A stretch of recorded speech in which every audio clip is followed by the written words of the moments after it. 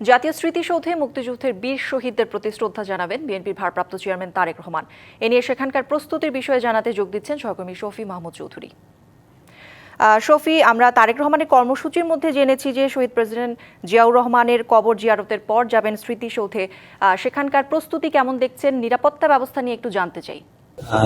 প্রস্তুতির কথা যদি বলি, এখানে আসলে যেহেতু একজন রাজনৈতিক দলের প্রধান আসবেন, সেই হিসাবে কিন্তু যতটুকু প্রস্তুতি গ্রহণ করা উচিত সেই ধরনের স্বাভাবিক প্রস্তুতি রয়েছে। তবে আইন শৃঙ্খলা পরিস্থিতির বিষয়টা যদি বলি, তারেক রহমান আসার বিষয়টি ঘিরে যেহেতু এখানে যথেষ্ট পরিমাণ লোক সমাগম হবে এবং তারেক রহমানের মতো একজন রাষ্ট্রনায়ক যেহেতু এখানে আসছেন, সেই দিকটি মাথায় রেখে কিন্তু ঢাকা জেলা পুলিশ সুপারের সাথে আমরা কথা বলেছিলাম আইন শৃঙ্খলা পরিস্থিতি নিয়ে। তিনি আমাদেরকে জানিয়েছেন যে নিরাপত্তার বিষয় এবং অতিরিক্ত জনসমাগম, এই দুটি বিষয় মাথায় রেখেই তাদের যে কার্যক্রম সেটি তারা পরিচালনা করছেন এবং এই বিষয়গুলি নিয়ে তাদের বিভিন্ন ধরনের প্রস্তুতি রয়েছে। বিশেষ করে নিরাপত্তার স্বার্থে আইন শৃঙ্খলা বাহিনীর যথেষ্ট সদস্য আমরা উপস্থিত হতে দেখেছি সকাল থেকে। এখানে এপিবিএন এর সদস্যরা ছাড়াও বিভিন্ন গোয়েন্দা সংস্থার লোকজন রয়েছেন এবং স্মৃতিসৌধের ভিতরে কিন্তু আসলে জনসাধারণের প্রবেশ অনেকটাই সীমিত।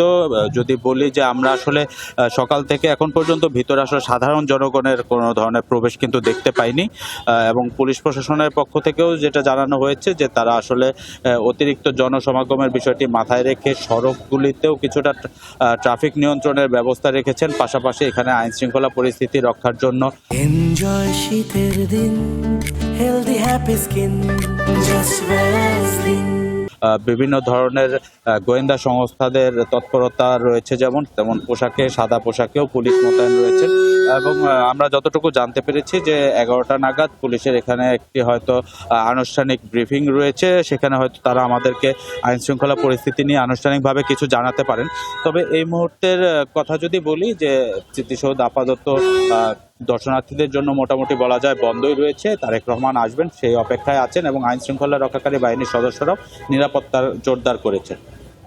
শফি, ধন্যবাদ আপনাকে।